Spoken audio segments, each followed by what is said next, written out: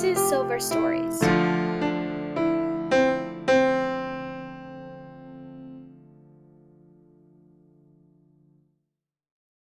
All right, so please introduce yourself. Okay, so I'm Michael. My middle name is Sharkey, which is my mom's maiden name. Last name is Longo, and that kind of thing. And my birthday is May 20th, and that. So I'm a teacher and a musician, and that.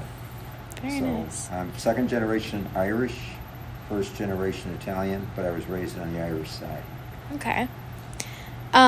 What was it like in your childhood? Like, what was your family like? Okay. Basically, kind of like what I said in class. My ma was married to my biological father.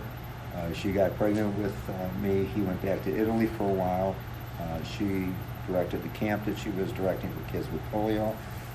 When he came back, he decided that he liked the fact she was educated, but he didn't like the fact that I guess she was pregnant and that kind of thing. And so my mom moved in with her sisters and her brother-in-laws, my aunts and uncles, and that kind of thing. And he was not a part of my life and that. So I grew up with my mom, my aunts and uncles, and my cousins that became like my brothers and sisters and that. And she invited him to a few things, but that was basically it. And one of my uncles I call my dad, and his brother is kind of like a second dad for me. So I'm an only child with adopted family in that sense, but not on paper and that kind of thing. So I grew up in that sense. Mm-hmm. And then we all went to the same grade school, Our Lady of Victory, which is now closed, and that kind of thing. I did not do well in grade school, and that it was like hell and that kind of thing. And I spent every summer, since my birthday's in May, and that after I was born, my mom had polio, like I said in class, so I was born cesarean. They didn't know how well her muscles were going to work. Okay. And 2 weeks after I was born, I was out at the camp she directed. So I spent every June, July, and August out in Johnsburg, McHenry, which was more farming and small German community. Mm-hmm. And then the school year, I was back in Chicago, and we lived in Portage Park on Long Avenue and that kind of thing. So that's basically it. So my cousins and aunts and uncles are like my family. Wow. As well as my mom. That's pretty nice. That's a big family, but everybody's close. That's really nice. Yeah, it still is. So their kids are kind of like my nieces and nephews, and that. Because in fact, one of them's here. She's a sophomore now. Wow. And that kind of thing. What is your job really? How did you get started? Who inspired you? Okay, so like I said in class, first of all, for some reason, I always wanted to be a guitarist. I don't know why, but it just kind of got that way. And so after we all studied piano in grade school, because we had the same order that Sister Mary Ann is, the school sisters of St. Francis up in Milwaukee. Sure. And they're known for being good music teachers too, except they wore habits when I was a kid, and the sister, of course, doesn't. She just has a Franciscan cross. And so I started, my mom got me a jazz guitar teacher starting in high school, when I started high school when I was a freshman.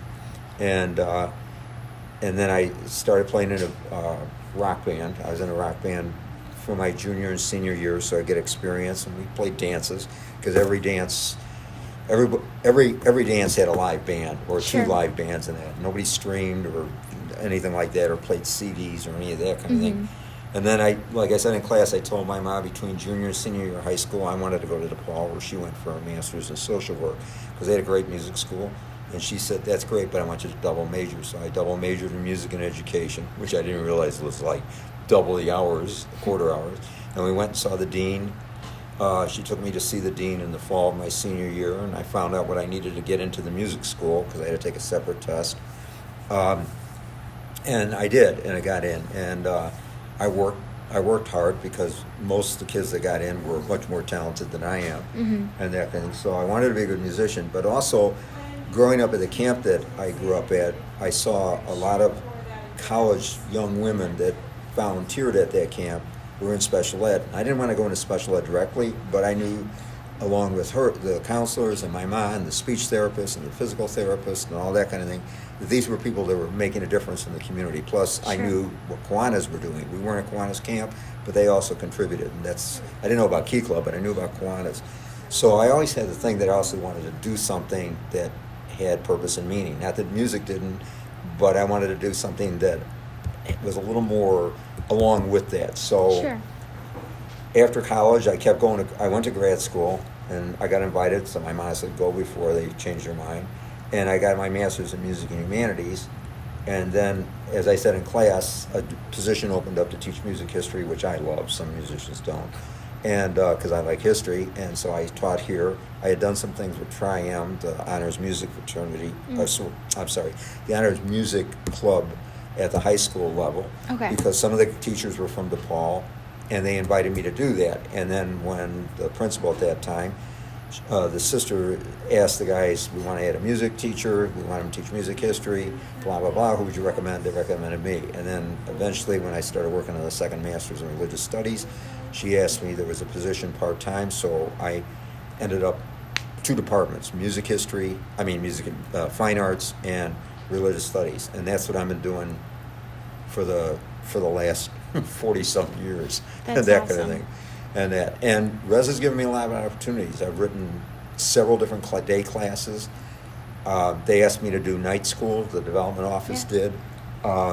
And they wanted adult ed, besides all the outings they have, like the golf outing and other outings and breakfast with Santa and all that kind of stuff. So they asked me if I wanted to teach night school, and I said I always wanted to teach adults, so I started writing adult ed courses and that kind of thing. So they've given me a lot of opportunities. I started, we had 2 twin sisters that played violin and cello, and they were in some of our shows that we did. Not musicals, but we did some evening cabaret shows to raise money for fine arts. And when it came time for senior year, they wanted to play something just like the girls that are in band for their graduation. So I put something together. I asked the administration. And then I wrote up a course for chamber orchestra for girls that didn't want to be in band or girls that played string instruments that are not in band. So for 25 years, I had chamber orchestra as well. So it's done really well. And this is I don't call it a job, this is my vocation. And Res has given me that opportunity. So I'm still here. That's You know, awesome. that kind of thing. So that's basically it. And I love working with you guys. So That's with pretty you amazing. ladies and that kind of thing. Yeah. And love teaching adult ed, high school and adult ed. So that's it. That.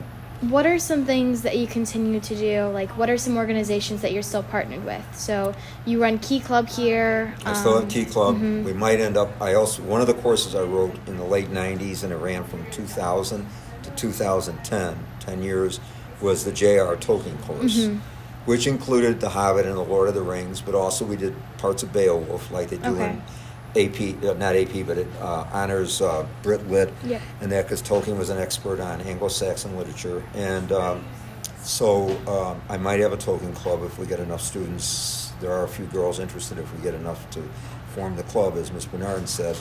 And that I still study classical guitar, and I belong to, as you know from Key Club, I belong to a lot of environmental and human rights groups. And now I'm not saying that being arrogant, but I do belong to, not all of them, but I belong to ones that, that I think that I can have both a local and a global effect on. Sure. And that kind of thing. And that's one of the ways I try and live out my faith. And that kind of thing. I believe faith means putting your life in action, doing something. I saw my ma do it. My aunts and uncles did it in a little different way, and that kind of thing. And so it's something that you don't talk a lot about it, the faith, except teaching religious studies. But it's some way that you try and live it out, and that kind of thing. And that's it. Most definitely. Yeah. And one of the things I brought out in class is that there are some things you can do on your own, like you can recycle or you can buy organic food or things like that. But there are some ways that you can only impact the larger community or the world by joining an organization, like we've talked, being an officer in Key Club, which we've talked about. So whether it's Waterkeeper Alliance that I belong to, or American Rivers, Rainforest Alliance, those are groups those are things I can only impact by belonging to a larger group and donating or signing things, like I just signed that. And that kind of thing. So those are important groups, and it gives you a voice, beyond just what you do individually and that kind of thing, which is also important. And what we've talked about in Key Club, when you go grocery shopping and anything like that, every time you shop, you vote. So it gives you an opportunity to do things that way. And that kind of thing. Yeah. I always taught my classes, and this is really part of our faith, in fact, it's part of all the major religions, to try and be as proactive as possible. That's what I saw in my mom, my aunts and uncles, the adults that I grew up with at the camp she directed, and that instead of being reactive and a victim, you're proactive in one way or another. And that's what they were. And I like that. And it's also mentally healthy, and that way because you feel like you're doing something and that kind of thing. It may not solve everything, but you're doing something. And as I always said in class, and I say it in Key Club, and I said it in these classes, doing nothing is not an option. Right. It's just not. Because if you're doing nothing, then somewhere you're saying to yourself, well, I don't really count. My life doesn't count. And whether it's me or Dr. G saying, yeah, it does. That's why you're in this kind of course. Right. So, that's basically it. Right. And that. Oh, you asked me about hobbies. Well, besides reading, when I was a kid, my mom got me into, because of my eyes, I wasn't going to, I love baseball, but I wasn't going to play it and that kind of thing. I love model railroading. It's probably more from my generation. Not too many people are into it today, but I do love model railroading. I don't do it anymore because I rent. Sure. But I did that a lot growing up, and when I was in high school and everything like that. And one of my cousins has everything I had packed up in their attic because they have a big house and that kind of thing. But I definitely got into that, and that was like Christmas, My mom would say, okay, we're only going to get this because it's kind of expensive, and not kind of, it's very expensive. But that was fine with me. So that was my big thing, was model railroading. And there's a lot of adult guys that model railroading is still very creative, and it's, kind of a neat thing. So most definitely. I always like that. And the other thing is I read books. And that, Yes. But not light books.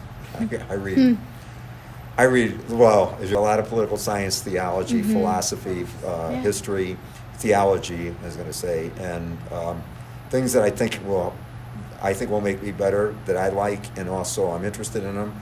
And there's a few areas I wish I could have gone into, like I said, like international law, environmental law. So I try and read things that help me know more about areas that I'm interested in that maybe I don't directly get involved in. Sure. In that. So that's basically it. So to kind of conclude, what is one piece of advice you would like to give to the world? Well, I don't know, like to the whole world, but what I kind of said in class, and that is, first of all, you have to have some kind of confidence in yourself. I don't have that much in some ways. That's why I'm kind of like an overachiever. I keep working at what I'm doing, whether it's the music or the reading and that kind of thing. I keep doing that. But I also know that being proactive is very important, and it makes you feel like you're contributing and that kind of thing. And so I say what you have to do is kind of like realize that you're part of a larger story. That's part of all the faith traditions, including in the Catholic Christian tradition, and that your story is connected to a larger story. Family, friends, community, nation, world, and ultimately to the universe. And we only have, as far as we know, just one shot at doing something, and do something that makes you feel like you're contributing. It makes you feel good as an individual, whatever that is, and it makes you feel good as that you're part of the larger story and you're contributing to that. Sure. And the other thing is what your values are. Once you lose those values, you lose yourself. If you give that up, then those values, you have denied yourself, and others then control you. Whether it's for bad or good, you do not own who you are, and that's important, and that kind of thing. Because, like I said in class, the only thing, and we are responsible for our lives to a certain point. There's certain things we're responsible for, and other things we're not. But to a certain point, we have free will, and we are responsible individually, and we're collectively. My generation is responsible to leaving you as healthy a planet as possible. That's a responsibility we have, whether some people take it on or not, and that kind of thing. And yours is to continue it and that. And we're responsible for each other, and we're all interconnected. And if we don't get that down, nothing else is going to work in that sense. So that's just that's how I feel, and that kind of thing. And it makes you feel good that you are part of something greater, and that kind of thing. And it gets you out of your own ghetto, your own isolation, and that kind of thing, so you don't feel alone. And isolation and aloneness is something that, whether you're a teenager or whether you're an older person or you're middle age or whatever, that's a big illness in our country. And it's not just from the pandemic, where people really feel isolated, alone, cut off, and everything like that. Part of it is technology, because you don't have to talk to people anymore. I do. And part of it is just the way our society is set up and that kind of Yes. thing as well. And so the more you're engaged, the less alone and isolated you feel, and it's for your own mental and spiritual health as well. Yeah. That is great. Thank you so much. No problem.